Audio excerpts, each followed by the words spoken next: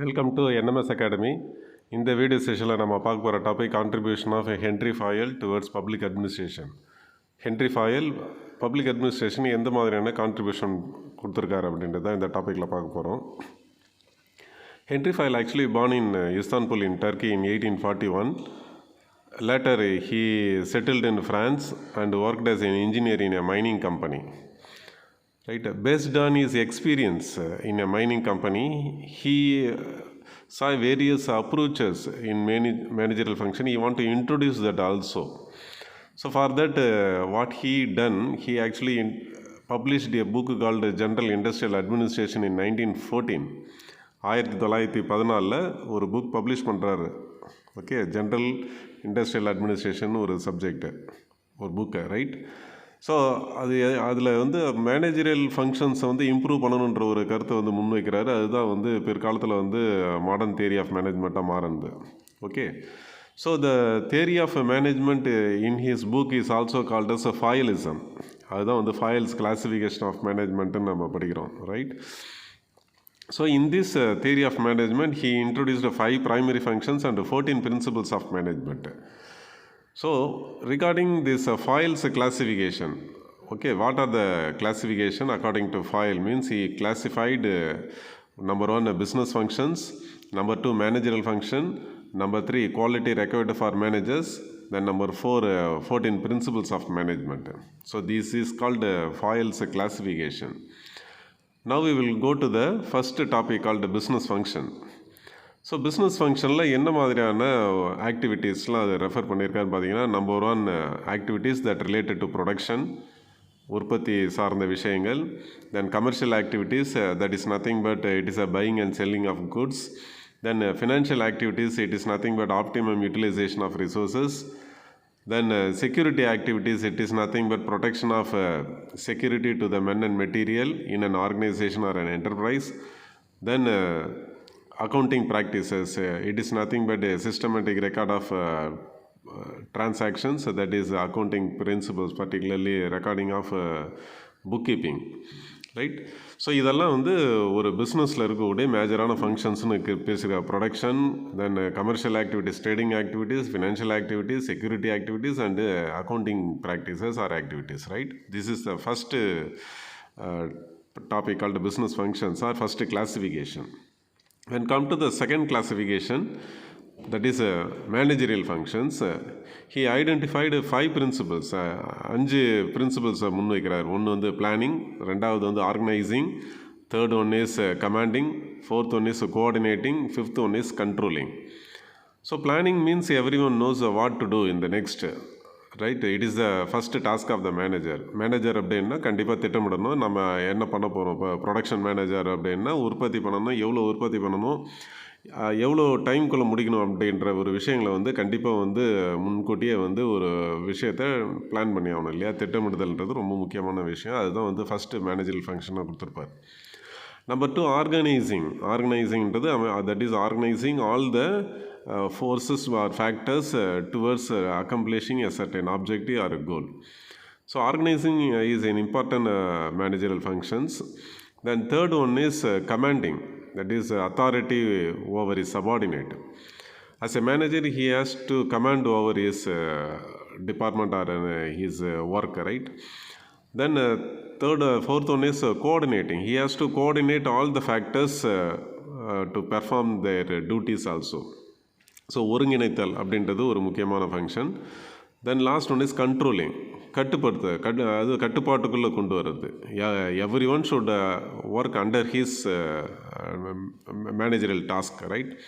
அவர் கீழே வேலை செய்கிறாங்க அப்படின்னா ஒரு மேனேஜர் கீழே அவர் கண்டிப்பாக அவர் கீழே இருக்கக்கூடிய எம்ப்ளாயீஸாக இருந்தாலும் சரி, எந்த விஷயமா இருந்தாலும் that has to be under his control only. He is responsible for that. So these are the 5 major functions identified by Fayol regarding managerial functions. That is planning, organizing, commanding, then coordinating and controlling. When come to the next topic called qualities required for managers. ஒரு மேனேஜர்ன்றவருக்கான என்ன qualities இருக்கணும். Number 1 physical quality, then second one is mental quality, third one is moral quality, then fourth one is educational, fifth one is technical, and last 6th one is experience. அப்போ இந்த 6 விதமான qualities கண்டிப்பாக ஒரு manager இருக்கணும். அதாவது physical qualities இருக்கணும். ஃபிசிக்கல்ன்றது டைரெக்டாக வந்து நம்ம ஹெல்த்து கண்டிஷனை சொல்லலாம். He should be a healthy person. So mentally he has to be very strong. Then morally he also very strong in moral values and moral ethics and everything, right? Then he has educational background, and he should have a technical knowledge and technological expertise and everything he has to acquire. That is a technical quality. Then last one is he has to be an experienced person. That is, a manager should be acquire experience. So இதெல்லாம் இருக்கணும் அப்படின்றது வந்து இதெல்லாம் ஒரு குவாலிட்டிஸாக வந்து முன்வைக்கிறாரு ஃபாயல். இது வந்து 3வது ஃபங்க்ஷனில் பார்க்குறோம். ஓகே, பிஸ்னஸ் ஃபங்க்ஷன் ஃபஸ்ட்டு ஒன்று, செகண்ட் வந்து managerial function, third one is qualities record for managers. Next, what we are going to see is the 14 principles of management that is identified by Henry Fayol.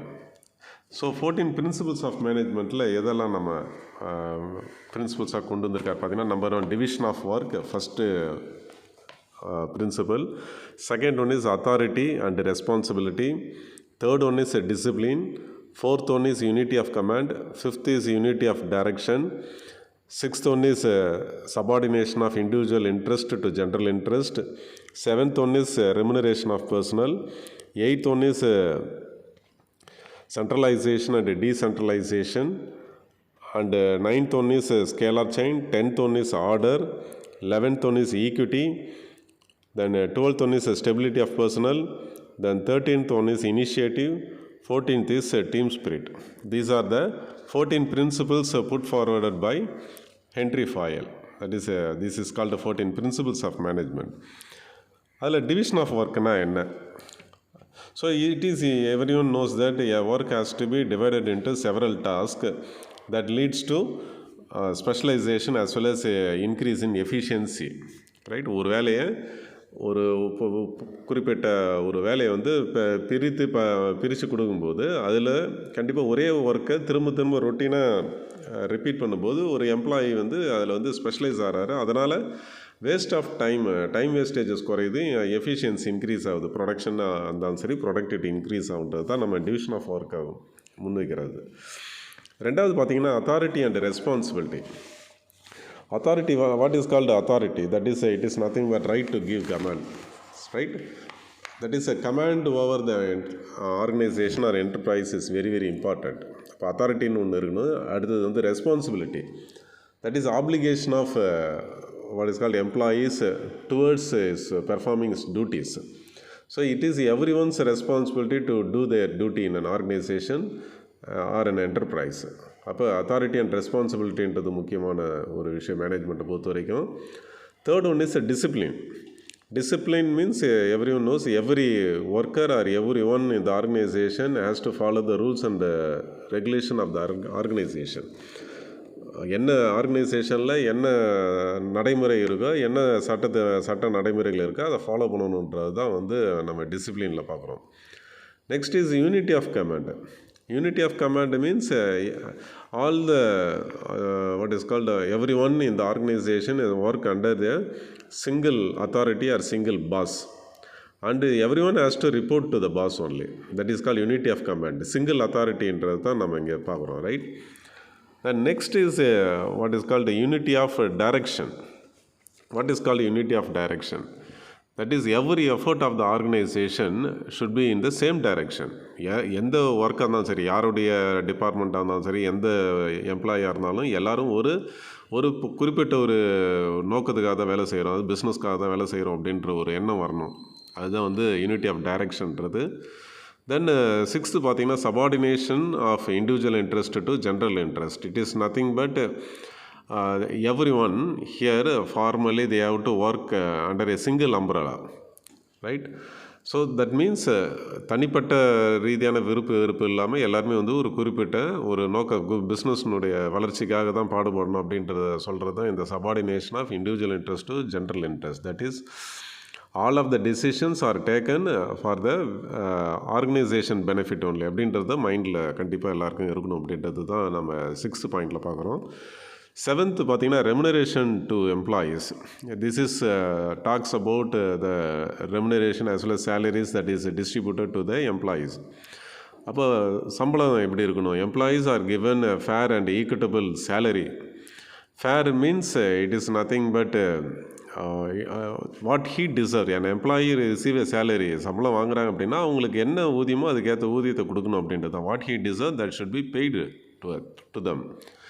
Equitable means it is a comparative salary. Comparative means same designation வேறு ஒரு கம்பெனியில் சம்பளம் அதிகமாக கொடுக்குறாங்க அப்படின்னா அதே சம்பளத்தை இங்கே அதே ஈக்குவட்டபிள் ஜஸ்டிஸையும் அதே ஈக்குவட்டபிள் சேலரி இங்கேயும் ப்ரொவைட் பண்ணணும் அப்படின்றது. That is comparative salary means. equitable means the same designation that will not be given biasness. பாகுபாடு இல்லாமல் எல்லாருக்கும் வந்து ஈக்குவட்டபிளான ஃபேரான சேலரியை கொடுக்கணுன்றது தான் நம்ம இந்த விஷயத்தில் பார்க்குறோம். மேனேஜ்மெண்ட் பிரின்சிபல்ஸில் முக்கியமான விஷயமாக நம்ம பார்க்கக்கூடியது, right. Then next is what is called centralisation and decentralisation. What is called centralisation? Centralization is nothing but taking decisions under a single authority, or that is everyone works under a single management or a single authority, right. Whereas decentralization means a delegation of authority at various levels. இதில் வந்து ஒரு சென்ட்ரலைசேஷனில் ஒரு particular அமைப்போ இல்லை ஒரு நபரோ தான் வந்து ஒரு power of அத்தாரிட்டியில் இருக்கார் அப்படின்னா அது சென்ட்ரலைஸ்டு ஆக்ஷன். டீசென்ட்ரலைசேஷன்ன்றது அத்தாரிட்டியை வந்து டெலிகேட் பண்ணுறோம். ஒவ்வொரு பிரிவுலையும் வந்து ஒரு முக்கிய பொறுப்புகள்லாம் கொடுக்கும்போது அப்போ delegation of authority all levels அப்படின்னா பவர்ஸ் வந்து பிரித்து கொடுக்குறாங்க அப்படின்றது பார்த்து டீசென்ட்ரலைசேஷன் சொல்கிறோம். அப்போ centralisation and decentralisation should be in a management. Then ninth one is a scalar chain. Scalar chain talks about the chain of authority. That is, communication should flow from the highest level to the lowest level. Highest level அப்படின்னா மேல் மட்டத்துலேருந்து கீழ் மட்டம் வரைக்கும் இருக்கக்கூடிய workers வரைக்குமான communication வந்து ப்ராப்பராக வந்து maintain ஆகணும் அப்படின்றத வந்து மென்ஷன் பண்ணுறது தான் scalar chain. 10th is order. Order means we know that everything should be in ஆர்டர்னு சொல்கிறோம் இல்லையா. That is in an organisation or an enterprise everything even material, raw material or finished goods should be in a designated place as well as a time அப்படின்றத mention பண்ணுறது தான் ஆர்டர்ன்றது, right. ஒவ்வொரு பொருளும் குறிப்பிட்ட இடத்துல இருக்கணும், ஒரு குறிப்பிட்ட டைமில் டெலிவரி ஆகணுன்றதை மென்ஷன் பண்ணுற ஒரு விஷயந்தான் இப்போ ஆர்டர். நெக்ஸ்ட்டு பார்த்தீங்கன்னா equity. Equity means what is called kindness and behavior of the managers towards the employees or towards the workers. அதாவது வந்து எல்லாருக்கும் வந்து ஈக்குவலான ஒரு ஈக்குவல் ட்ரீட்மெண்ட்டை கொடுக்கணும். ஆஸ் எ மேனேஜர் அப்படின்னு ஒரு management R managers has to given equal treatment to all the workers. That is they have to work unbiased. அது பாகுபாடு இல்லாமல் வந்து கண்டிப்பாக எல்லாரையும் வந்து பார்க்கணும் அப்படின்ற ஒரு பாயிண்ட்டை தான் முன்வைக்கிறது இங்கே ஈக்விட்டியில், லைக். Next, 12th point பார்த்தீங்கன்னா stability of personnel. That is, a personnel means that is a labor or worker has to be work permanently, right. There should not be any layoff labor or turnover. Labor turnover should not be in the organization or enterprise. அப்போ stability அப்படின்னு வரும்போது ஒரு workers ஒரு இடத்துல நிலையாக வேலை செய்கிறார் அப்படின்னா அங்கே கண்டிப்பாக வந்து அந்த கண்டினியூட்டி இருக்கும். That will help the organisation in the long run also. அப்போ மேனேஜ்மெண்ட்டை பொறுத்த வரைக்கும் அப்போ வந்து என்ன முக்கியமானது இங்கே முன்வைக்கிறது பார்த்திங்கன்னா பர்சனல் சொல்லக்கூடிய ஒர்க்கர்ஸ் வந்து ஸ்டேபிளாக இருக்கணும் அப்படின்றது. நெக்ஸ்ட்டு 13th பார்த்தீங்கன்னா initiative nothing but it not only from the management also from the labour side or worker side. Any ideas or any suggestions that is given by the workers or employees to the management that has to be accepted. This is also called as workers participation in மேனேஜ்மெண்ட்னு சொல்லலாம். அப்போ கண்டிப்பாக வந்து தொழிலாளர்கள் கண்டிப்பாக வந்து மேனேஜ்மெண்ட்டில் முடிவெடுக்கக்கூடிய இடத்துல கண்டிப்பாக அவங்களுடைய சஜஷன்ஸையும் அவங்களுடைய ஐடியாஸையும் முன்வைக்கும்போது அதை ஏற்கக்கூடிய இடத்துல மேனேஜ்மெண்ட் இருக்கணுன்றது தான் நம்ம 13வது பாயிண்டில் இனிஷியேட்டிவில் பார்க்குறோம். Then last one is 14th principle is team spirit. That is a coordination of employees. That is, workers as well as management, they have to coordinately work for the organization. If there is a team spirit, then automatically business goes smoothly, then business will reach the objective very easily. right? So these are the 14 principles that is introduced by Fayol. This is called the 14 principles of management. So in this topic, what we have discussed is a business function, managerial functions, qualities required for managers, then 14 principles of management. So this theory of management is also applicable in public administration, because a public administration is nothing but it is also a study of bureaucracy. So bureaucracy is also works like an organization. So this theory of management as well as principles is applied in bureaucracy also. So in this way, the theory of management is applied in public administration also. This is what the contribution put forward by Henry Fayol towards management. This is an important contribution by the Fayol for the subject called public administration, right? So in this, with this, I am ending this session. We will meet in the next session, the next video. Okay. Thanks for watching. Thank you. Thank you very much.